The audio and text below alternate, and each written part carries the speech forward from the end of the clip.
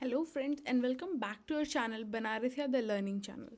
तो आज हम उपनिषद सीरीज़ में एक और मुख्य उपनिषद के बारे में डिस्कस करने वाले हैं, वो भी सिर्फ यूजीसी नेट योगा के सिलेबस के अकॉर्डिंग। वो है कठोपनिषद।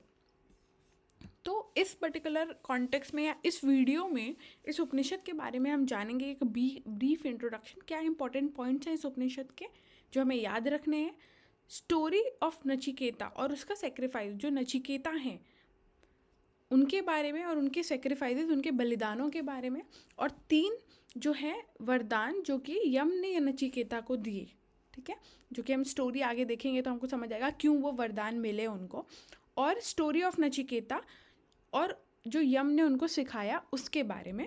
फिर डेफिनेशन ऑफ योगा, जो इस पर्टिकुलर उपनिषद या इस कठो उपनिषद में योग के बारे में 2 जगह जो है वो बताया गया है।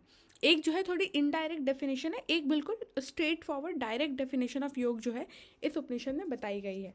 फिर हम देखेंगे नेचर ऑफ सेल्फ और सोल, सोल के क्या कैरेक्टरिस्टिक्स है वो हम देखेंगे। फिर कैसे आत्मा को जो है रथ या फिर सारथी के साथ कंपेयर किया गया है वो हम देखेंगे। और फिर लास्ट टॉपिक है सिलेबस के अकॉर्डिंग हमारा इम्पॉर्टेंस ऑफ सेल्फ रियलाइजेशन, क्यों सेल्फ रियलाइजेशन जो है वो इम्पॉर्टेंट है इस कठोपनिषद में। ये सारे टॉपिक्स आज हम डिस्कस करने वाले हैं। सबसे पहला है इंट्रोडक्शन। तो इस कठोपनिषद को कथका उपनिषद के नाम से भी जाना जाता है, और ये कॉमनर्स में, ठीक है, हम योगा के स्टूडेंट्स हैं, योगा को पढ़ रहे हैं इसलिए हम ये उपनिषद पढ़ते हैं। अदरवाइज जो कॉमनर्स है उनमें सबसे पॉपुलर और वाइडली रेड टाइप ऑफ उपनिषद में से एक है। इसमें जो है कठोपनिषद में नचिकेता जो एक बच्चा होता है उसके बारे में, और यम जो कि यमराज जिसे हम कहते हैं गॉड ऑफ डेथ, उनके बारे में इसमें डिस्कशन बताया हुआ है। और इसी स्टोरी में या इसी कठोपनिषद में यमराज जी जो हैं वो नचिकेता के गुरु बन के उनको अग्नि विद्या देते हैं और नचिकेता शिष्य बन के उसे सीखते हैं। इसके अलावा स्वामी विवेकानंद की जो फेमस सेइंग है arise and awake till your reach your destination, और ऐसा जो एक उनका फ्रेज़ है वो इस उपनिषद में से लिया गया है, वो भी चैप्टर 1 के 3rd पार्ट या 3rd सेक्शन के 14th श्लोक से लिया गया है। तो सबसे पहला टॉपिक जो है इम्पॉर्टेंट, जो स्टोरी ऑफ नचिकेता है। स्टोरी क्या है नचिकेता के पीछे, कैसे वो यम के पास पहुंचते हैं, कैसे उन्हें वो 3 वरदान मिलते हैं, ये सारी चीज़ें हम देखेंगे। तो वाजश्रवा जो है वो नचिकेता के पिता हुआ करते थे और उन्होंने एक यज्ञ रखा था। ठीक है, तो वो अपनी सारी चीज़ें जो थी, सारी पोजेसिंग जो थी वो सब दान कर रहे थे। ठीक है, तो उन्होंने जो है नचिकेता ने, जब वो बच्चे थे, क्योंकि उनके पिता सब कुछ दान कर रहे थे, तो उन्होंने देखा कि वो ऐसी गाय दान कर रहे हैं जो कि अब दूध नहीं दे सकती, जो बूढ़ी हो गई हैं। ठीक है, और ये सारी चीज़ को देख के फिर वो अचानक से डरते हैं कि उनके फादर को क्या हुआ है। ठीक है, कि वो ऐसे अपनी सारी पोजीशन जो कि किसी और के काम भी नहीं आ सकती वो क्यों दे रहे हैं, और उसके पीछे क्या रीज़न है। फिर वो ऐसे जागरूक होके, क्यूरियस होके पूछते हैं नचिकेता कि पिताजी आप मुझे किसको देंगे। ठीक है, to whom will you give me. ठीक है, तो उनके फादर जो है वो रिप्लाई नहीं करते, उनके पिता रिप्लाई नहीं करते हैं। तो 2-3 बार वो बार बार अपने पिता को जो है पूछते हैं यही चीज़ कि आप मुझे किसे दान करेंगे, मुझे किसे दान करेंगे। तो गुस्से में आके जो वाजश्रवा जी हैं, उनके पिता हैं, वो बोलते हैं कि मैं तुम्हें यम को दे दूंगा, मैं तुम्हें मृत्यु को दे दूंगा।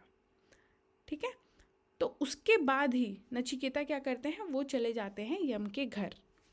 ठीक है, यम जो हैं वो होते नहीं है घर पे, तो नचिकेता वहाँ पे 3 दिन तक उनका इंतज़ार करते हैं यम का, क्योंकि उनके पिताजी ने जो है वो उनको यम को दे दिया, तो वो बहुत आज्ञाकारी हुआ करते हैं। पहले के लोग वैसे भी हुआ करते थे। तो वो यम के यहाँ 3 दिन इंतज़ार करते हैं। तो यम जब वापस आते हैं, उनको पता चलता है कि ये बच्चा नचिकेता जो है वो 3 दिन से इंतज़ार कर रहा है, तो वो 3 दिन के लिए वो उनको 3 वरदान मांगने के लिए बोलते हैं कि आप 3 वरदान मांग लो। फिर वो 3 वरदान क्या है, 3 बूंस क्या हैं।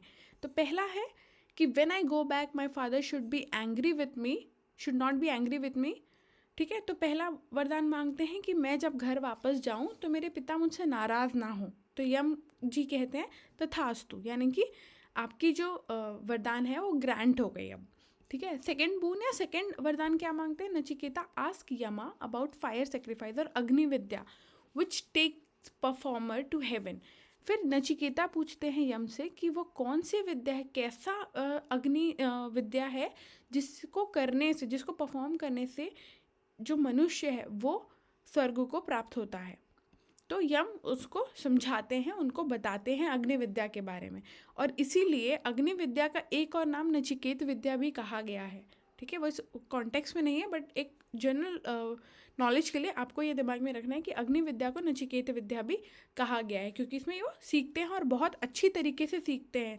क्योंकि जब उसका यम जी जो है, यमराज जी जो जब उनका टेस्ट लेते हैं विद्या सिखाने के बाद, तो नचिकेता बहुत ही अच्छे जो स्टूडेंट की तरह वो चीज़ों को बताते हैं, अपना टेस्ट क्वालिफाई करते हैं। फिर तीसरा वरदान, तो तीसरा वरदान में नचिकेता यम से कहते हैं कि what happen to man after death, does he exist और नॉट, ठीक है। तो तीसरा जो वरदान है उसमें नचिकेता जो है यम से ये क्वेश्चन करते हैं कि मृत्यु के बाद व्यक्ति का क्या होता है, वो एग्जिस्ट करता है, कहाँ एग्जिस्ट करता है, कैसे एग्जिस्ट करता है या नहीं करता। तो इसके बदले में उनको इग्नोर करने के लिए यम जो है बहुत सारा लालच देते हैं कि तुम ये वर्ल्ड रख लो, ठीक है, स्वर्ग का अप्सराएं रख लो, और बहुत सारी ऑफरिंग, ये घोड़े रख लो, ये वरदान रख लो, पर ये क्वेश्चन मत करो। बट नचिकेता जो है वो उन सब सारे इन्जॉयमेंट, सारे ऑफरिंग्स को रिफ्यूज़ करके इस विद्या के लिए यम को इंसिस्ट करते हैं, या इस वरदान के लिए वो यम से वो विद्या जानने के लिए और वो बात जानने के लिए कि मृत्यु के बाद मनुष्य का क्या होता है, ये जानने के लिए वो सारी ऑफरिंग्स को जो है वो छोड़ देते हैं, और प्रसन्न होकर यम जी जो है वो पूरी बातें उनको बताते हैं। फिर यम क्या सिखाते हैं? सबसे पहले यम बताते हैं, यमराज बताते हैं कि मनुष्य के सामने दो पाथ हैं, दो रास्ते हैं फॉलो करने के लिए। एक है श्रेय, एक है प्रेय। तो श्रेय जो है वो अच्छे कर्म या अच्छे कर्तव्यों, अच्छे पाथ का नाम है। प्रेय जो है जो हम सिर्फ प्लीजेंट के लिए करते हैं, ठीक है, जो शॉर्ट टर्म या टेम्परेरी सुख तो देती है, बट लॉन्ग टर्म में क्या करती है, वो सफरिंग और बॉन्डेजेस में हमको बांध देती है, यानी कि जन्म मृत्यु के बंधन में हमको फंसा देती है, वो प्रेय पाथ है। तो अगर ये कन्फ्यूजन, क्योंकि एग्जाम के टाइम क्या होता है जब आप क्वेश्चन सॉल्व करेंगे तो इसमें कन्फ्यूजन, तो श्रेय क्या था, प्रेय क्या था, तो एक चीज़ याद रखिए, प्रेय जो हम एक इंग्लिश में वर्ड है प्रेय मतलब शिकारी, ये शिकार, ठीक है। तो उससे आप याद रखिएगा बुरा, क्योंकि प्रेय क्या है, आपको फंसा रहा है, तो आपको शिकार बना रहा है ना, शिकारी बना रहा है, तो वो चीज़ से आप इसको याद रख सकते हैं। और फिर you are intelligent and have selected the good over the pleasant. और फिर यम जो है नचिकेता की तारीफ करते हैं कि तुम जो है सारी चीज़ों को छोड़ के इस श्रेय मार्ग को अपनाया, तुमने मेरी सारी ऑफरिंग्स को ठुकरा के, मेरे सारे वरदानों को, सारी जो मैंने लालच दिए तुमको, उसको ठुकरा के तुमने जो है इस ज्ञान को जानने के लिए सारी चीज़ें छोड़ दी। और फिर being please with Nachiketa dispassion of ephemeral pleasures, Yama proceed to divulge him the secret of death. और ऐसे कहते हुए उनको फिर एक बार जो है यम मार्ग से भटकाते हैं, कोशिश करते हैं शायद नचिकेता के मन में अगर थोड़ा सा भी लालच हो तो वो इस चीज़ को छोड़ के मैं सीक्रेट ऑफ डेथ जो है उनको ना बताऊं। बट नचिकेता जो है वो बहुत ही दृढ़ होते हैं और सारी चीज़ों को छोड़ के वो इस क्वेश्चन के पीछे ही या इस आंसर के लिए ही यम को इंसिस्ट करते हैं कि नहीं, मुझे जानना है कि मृत्यु के बाद क्या होता है और मृत्यु का सच क्या है। फिर जो है यम उनको बताते हैं मृत्यु क्या है, नेचर ऑफ सेल्फ क्या है, सेल्फ रियलाइजेशन क्या है, ये सारी बातें इस उपनिषद में बताते हैं। तो डेफिनेशन ऑफ योगा, इस उपनिषद में, कठोपनिषद में 2 जगह डेफिनेशन ऑफ योगा आया है। पहला चैप्टर 1 के 2nd खंड के 12th श्लोक में, जहाँ पे यम जो है सेल्फ के बारे में बताते हुए योग के बारे में बताते हैं, यानी कि अध्यात्म योग अधिगमेन देवम मत्वा धीरा हर्षा शोक जहति, ठीक है। सॉरी अगर मैंने गलत प्रोनाउंस किया हो, बट ये श्लोक जो है 1st चैप्टर के 2nd खंड के 12th श्लोक का श्लोक है। और इसका मतलब है यहाँ पे योग को कैसे डिफाइन किया हुआ है, by concentrating on mind, on self and meditating और deity residing there the intelligent man gives us both joy and suffering. यानी कि जो मनुष्य अपने मन और खुद में, ठीक है, उस आत्मा में उस देव को, उस देवता को, ठीक है, बैठाकर उन पे ध्यान करता है, वो जो है वो बहुत इंटेलिजेंट है, यानी कि बहुत ही अच्छा और बुद्धिमान है, जो कि अच्छे और बुरे दोनों को छोड़ के उस सच की तरफ या सत्य की तरफ भागता है या उसको जानने में अध्यात्म करता है। फिर यमा प्रेजेंट अध्यात्म योगा और concentration on self as the means to attain equanimity. ठीक है, फिर वो बताते हैं कि अध्यात्म या कंसंट्रेशन या मेडिटेशन ही योग है, खुद पे करना। ठीक है, क्यों? क्योंकि उससे जो है वो इक्वानिमिटी आ जाती है, यानी कि समत्वता आ जाती है, जो हम भगवद गीता में पढ़ते हैं, समत्वम योग उच्यते, सब अवस्थाओं में, सारी चीज़ों में सम रहना, ठीक है, एक जैसा रहना, इक्वानिमिटी आ जाना, वो ही यहाँ पे भी यम जो है वो बताते हैं। दूसरा डेफिनेशन जो है वो भी इसी चैप्टर का है और ये थोड़ा डायरेक्ट है। ठीक है, तो तम योगामिति मनि अंते स्थिरम इंद्रिय धारणम, यानी कि व्हेन द सेंसेस और the sense organs and the mind are steadily restrain it is called yoga. Means जब आपकी इंद्रियां और मन दोनों जो है बाहर की तरफ ना होके अंतर्मुखी हो जाए, इंद्रियां अपने सेंसेस से दूर होके मन की तरफ स्थिर हो जाए, अंतर्मुखी हो जाए और मन बिल्कुल स्थिर हो जाए, उसको हम योग कहते हैं। Thus, the yoga is defined in the Kathopanishad as controlling the sense organ and also as the means to attain realization of self। यानी कि कठोपनिषद में ये बताया गया है कि इंद्रियों का नियंत्रण और सेल्फ रियलाइजेशन, ये दो क्या है, योग के डेफिनेशन हैं। यानी कि अगर आपकी इंद्रियां वश में है और आपको आत्मज्ञान है तो उसे आप योगी कह सकते हैं। फिर कैरेक्टरिस्टिक्स ऑफ सोल बताए कि जो आत्मा है वो कैसी है, उसका क्या फीचर है। तो जो हम भगवद गीता में पढ़ते हैं, आत्मा को ना जलाया जा सकता है, ना सुखाया जा सकता है, ना मारा जा सकता है, ठीक है, वो सारी चीज़ें ही यहाँ पे भी बताई गई हैं।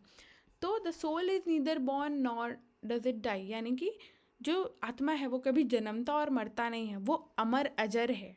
ठीक है, वो हमेशा रहता है, बस वो जैसे कपड़े बदलते हैं हम, वैसे अपना शरीर बदलता है, ऐसा भगवद गीता में बताया हुआ है। Soul does not originate from anything, nothing originates from it. और आत्मा जो है वो किसी से नहीं बनता और उससे कुछ नहीं बनता, वो सब क्या है, ब्रह्म का अंश है।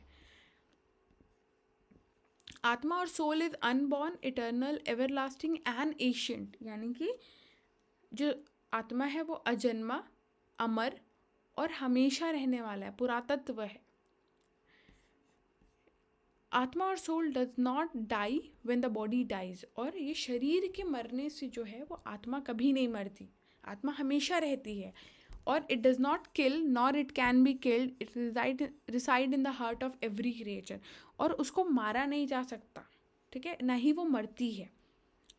और ऐसा भी बताया गया है कि आत्मा जो है वो, सोल जो है वो हर एक क्रिएचर के अंदर है, उसके दिल में है या हार्ट में है। ठीक है, तो वो ब्रह्म का अंश है जो ये आत्मा है। इसके अलावा बताएं, while sitting it travels far away, while sleeping it goes everywhere. ठीक है, तो जब हम बैठते हैं, ठीक है, जब हम बैठे होते हैं तो वो आत्मा है वो कहीं भी जा सकती है, बहुत दूर दूर तक, जहाँ आपका शरीर नहीं जा सकता वहाँ आपकी आत्मा जा सकती है। और जब आप सोते हैं तब तो वो कहीं भी जा सकती है। इसलिए जो हम मांडुक्य उपनिषद में अवस्थाएं पढ़ती हैं, ठीक है, जागृत, तुरीय, ठीक है, सुषुप्ति, ये सारी जो अवस्थाएं पढ़ते हैं वो क्या बताती हैं, वो आपके सोल के कैरेक्टरिस्टिक्स को भी डिफाइन करती है। वहाँ पे बताती है कि कैसे स्लीप टाइम में जो है आपकी आत्मा जो है वो उस सुप्रीम लेवल पे होती है। ठीक है, वो रियलाइज करती है अपने आप को, ठीक है, जो आप कॉन्शियसली नहीं कर पाते हो। ठीक है, फिर soul is bodiless and in the midst of bodies, मतलब वो शरीर में है पर वो शरीर का नहीं है।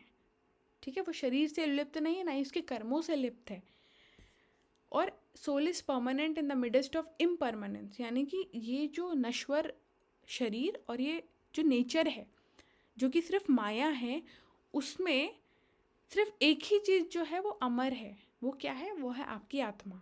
ठीक है। बाकी सब कुछ जो है यहाँ पे नश्वर है, वो सब कुछ एक दिन ख़त्म हो जाना है, पर वो आत्मा जो है वो कभी ख़त्म नहीं होगी। The self can not be known through merely studying about it और बाई यूज़ ऑफ इंटेलेक्ट और मियरली बाई लिसनिंग। तो इस आत्मा को आप सिर्फ उसके बारे में पढ़ के या अपना बुद्धि लगा के या सुन के नहीं जान सकते हैं, ठीक है। It can B only attend by the grace of the self, यानी कि आपकी आत्मा का जब उद्धार होगा, यानी कि आप जब अपने आत्मा पे ध्यान करेंगे तभी आप उसके बारे में जान सकते हैं, क्योंकि एक ऐसी चीज़ है जो आप एक्सपीरियंस कर सकते हैं, या पढ़ के सुन के या किसी के बताने से नहीं समझ सकते, ठीक है। वो सिर्फ एक्सपीरियंस की जा सकती है। फिर है एनालॉजी ऑफ चैरियट। तो जैसे सारथी जो है अपने रथ को लेके जाता है, उससे हमारे शरीर और मन को और आत्मा को एनालॉजी किया गया, यानी कि कंपेयर किया गया, कैसे वो सारथी से हम अपने शरीर के और इस कॉम्प्लेक्स को समझ सकते हैं। तो जो हम खुद हैं वो कौन है? वो है सारथी, मास्टर ऑफ चैरियट। हम जो है वो सारथी हैं। हमारी शरीर क्या है? ये रथ है, ठीक है। हमारा बुद्धि क्या है? वो चैरिटीर है जो रथ चला रहा है। और माइंड क्या है? हमारा दिमाग हमारा रस्सी है, अगर हम उसको कंट्रोल में रखेंगे उस हिसाब से जो है वो रथ चलेगा, ठीक है। और सेंसेस क्या है? जो घोड़े दौड़ते हैं ना, जैसे 7-8 घोड़े होते हैं, वैसे हमारी इंद्रियां हैं, वो सारे घोड़े हैं। अगर हम कंट्रोल में नहीं रखेंगे तो वो इधर उधर भागेंगे। और जो हमारा रास्ता है, जो हमारा पथ है, वो क्या है? Object of senses. क्योंकि हम सबको क्या करना है? इस मटेरियलिस्टिक वर्ल्ड से, इस ऑब्जेक्ट ऑफ सेंस से ऊपर उठना है। तभी हम जो है अपने इंटेलेक्ट को, बिल्कुल बुद्धि को स्थिर करके उस ब्रह्म को या उस सेल्फ को एक्सपीरियंस कर पाएंगे। तो ये एनालॉजी जो है ये आपको इम्पॉर्टेंट से याद रखनी, ये ऑलरेडी एक बार प्रीवियस ईयर क्वेश्चन में आ चुका है। तो यहाँ पे जो है ये आपका अरेंज द ऑर्डर में भी आ सकता है, और ये आपका असर्शन और रीजन में भी आ सकता है, ठीक है। और या फिर as a question MCQ form में भी आ सकता है कि कठोपनिषद में बॉडी को किससे एनालॉजी, या बॉडी की एनालॉजी किससे की गई है। तो ये ऐसे आपको याद रखना बहुत ज़रूरी है। फिर इम्पॉर्टेंस ऑफ सेल्फ रियलाइजेशन। तो यहाँ पे यम जो है फिर से एक बार श्रेय और प्रेय की बात करते हैं। कहते हैं जो बुद्धिमान पुरुष है वो श्रेय मार्ग लेता है। जैसे कि नचिकेता, उन्होंने सारी ऑफरिंग्स छोड़ के उन्होंने उस सत्य, उस नॉलेज का ज्ञान लेने के लिए सब कुछ छोड़ दिया। और जो इग्नोरेंट होता है, ठीक है, जो बुद्धिमान नहीं होता है, वो बताते हैं कि वो प्रेय मार्ग लेता है, वो प्लीजेंट का मार्ग लेता है, वो शॉर्ट टर्म जो अच्छी फीलिंग्स है उनके लिए भागता है। तो यहाँ पे सेल्फ रियलाइजेशन का क्या इंपॉर्टेंस है? Person become free from path limited to joy and sorrow. ये बात नहीं होगा, ये पाथ होगा, सॉरी फॉर दैट। तो ऐसा मार्ग जहाँ पे हर्ष और शोक दोनों से ही इंसान जो है वो मुक्त हो जाता है, ठीक है। Becomes free from bondage of death and attain immortality. जैसे ही आप निर्लिप्त हुए, आप बंधनों से मुक्त होना चालू हो जाएंगे, ठीक है। जब आप बंधनों से मुक्त हो जाएंगे तो आप इमॉर्टल हो जाएंगे, ठीक है। इमॉर्टल का यहाँ पे मतलब है कि फिर से आपको इस शरीर में नहीं आना पड़ेगा, ठीक है। आपको फिर मर के फिर जन्म नहीं लेना पड़ेगा, ठीक है। तो उस बंधन से मुक्त हो जाएंगे आप। फिर अटेन्स इमेंसिपेशन, फ्रीडम और लिबरेशन। और सेल्फ रियलाइजेशन यानी कि आत्मज्ञान होने के बाद इंसान जो है वो मुक्त हो जाता है और उसको इटर्नल पीस मिल जाती है। यानी कि जो हम पतंजल योग सूत्र में पढ़ते हैं कि जो हमारा चित्त है वो अपने ओरिजिनल स्थिति में आ जाता है, या रियल सेल्फ जो है वो आ जाती है। तो वही आपका क्या है? हमारा जो मनुष्य का जीवन है वो इस पीस को, इस ब्लिस को, इस आनंद को जानने के लिए ही है, ठीक है। वो यहाँ पे इम्पोर्टेंस ऐसा बताते हैं। Hope you guys like this video. Do like, share and subscribe our channel for more videos. Thanks for watching.